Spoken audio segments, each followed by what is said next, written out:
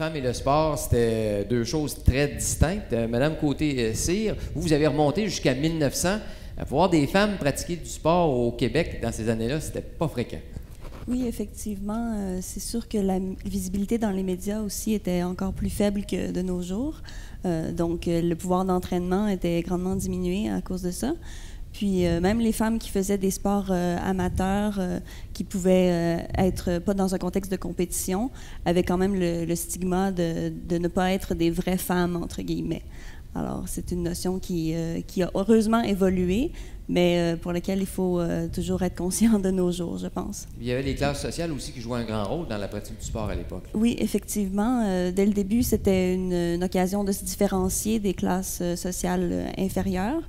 Donc, c'était particulièrement les gens qui avaient les moyens, les femmes, de se payer les équipements ou les abonnements à un club sportif, par exemple, pour avoir accès aux installations. Et pour moi, ça a été au Québec, certainement, c'est avec le rapport parent, quand l'école est devenue obligatoire pour tout le monde et que là, on a donné l'accès à plein de filles à faire de l'activité physique à l'école. Là, on a vraiment vu un impact là, et on a commencé à avoir des filles qui aimaient ça. Là. Ma mère aurait aimé ça, faire du patin, mais il n'y en avait pas de patin. C'était juste les gars qui en avaient. Puis maintenant, ben là, j'imagine que les filles qui sont ici, si vous voulez faire du patin, vous pouvez acheter des patins, puis il n'y a pas personne qui va vous empêcher de le faire. C'est super. Alors, mais pour moi, l'école a démocratisé beaucoup l'accès à la pratique d'activité physique et sportive. Mais pouvoir être bon dans un sport, ça commence tout petit. Là. Tu dis déjà, ta mère t'a encouragé, elle était déjà une modèle pour toi, ce qui est important. Moi aussi, mais moi, il n'y en avait pas beaucoup. Moi, je viens d'une famille où on faisait que ça, du sport. Il y avait 2 garçons, 2 filles, il n'y avait pas de différence entre les deux. Puis on a grandi dans la compétition, dans le mouvement. Et quand je parle de mouvement, c'est déjà en bas âge. Fait que tu prends confiance en toi, dans tes moyens. Moi, j'ai pris confiance, justement, comme on dit, dans les cours d'éducation physique. On faisait des courses, puis là, j'ai vu que je pouvais rivaliser avec les garçons, que je pouvais être aussi rapide. Donc là, moi, je pense que ça m'a encouragée. Puis les professeurs aussi ont aidé ça. Donc, je l'ai pas vraiment... Je me suis jamais sentie vraiment restreinte un peu là, de ce côté-là. En Europe, est-ce que les Européens étaient plus avancés au chapitre du sport chez les femmes ou la courbe est à peu près la même ici que de l'autre côté? C'est sûr qu'en termes de modèles pour les sportives féminines, il y a eu plusieurs athlètes importantes qui venaient de l'Europe, notamment l'Angleterre et la France. Dès les années 20-30, dans les premiers Jeux olympiques où les disciplines étaient ouvertes aux femmes, encore que ce n'était pas toutes les disciplines, loin de là, et souvent même au début, c'était seulement des disciplines de démonstration, donc c'était pour faire le show, entre guillemets, pour dire « venez voir les filles s'exciter ». Mais pour les francophones au Québec, ça a été certainement plus long avant d'adopter les pratiques sportives, surtout les femmes, puisque les premiers clubs de sport étaient fondés par des anglophones à la fin du 19e siècle.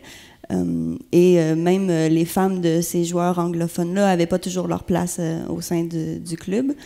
Finalement, elles ont parti leur propre branche, par exemple en golf, en curling, la raquette aussi. Il y avait des clubs de raquettes francophones assez tôt au 20e siècle. Si les gens se fient juste aux médias pour avoir une idée, il y en a combien de sports féminins au Québec, là? Ils vont dire, mon Dieu, qu'il n'y a pas beaucoup de sports féminins. Il y a une question qu'on veut traiter avant de partir. C'est le sport comme outil de rapprochement garçon-fille à l'école. Alors ça vous touche de près, là.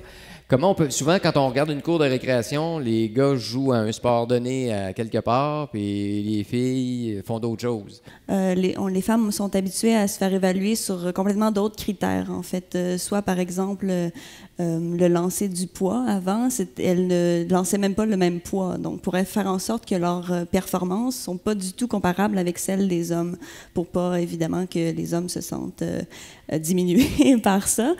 Puis dès qu'il y a eu des premières compétitions de vélo à Montréal, et c'est une femme qui est arrivée 2e, et plutôt que de dire on va continuer à avoir des compétitions mixtes, ça a été une raison pour dire on va faire des compétitions non mixtes, c'est-à-dire les hommes vont compétitionner d'un côté puis les femmes de l'autre. Qu'est-ce que le sport vous apporte? Je vais répondre. Mais je pense que le sport, ça nous amène à nous dépasser. Je pense que c'est important dans votre adolescence de vous trouver une passion. Puis je pense que moi, le sport, c'était ma passion. Puis ça m'amène à toujours repousser mes limites de plus en plus. Puis ça m'amène de la confiance en moi aussi parce que quand je vois que je peux atteindre mes objectifs, mais ça m'apporte quelque chose. Puis je pense que ça, c'est quelque chose qui est essentiel là, de rechercher là, dans votre vie, en fait. C'est une recherche constante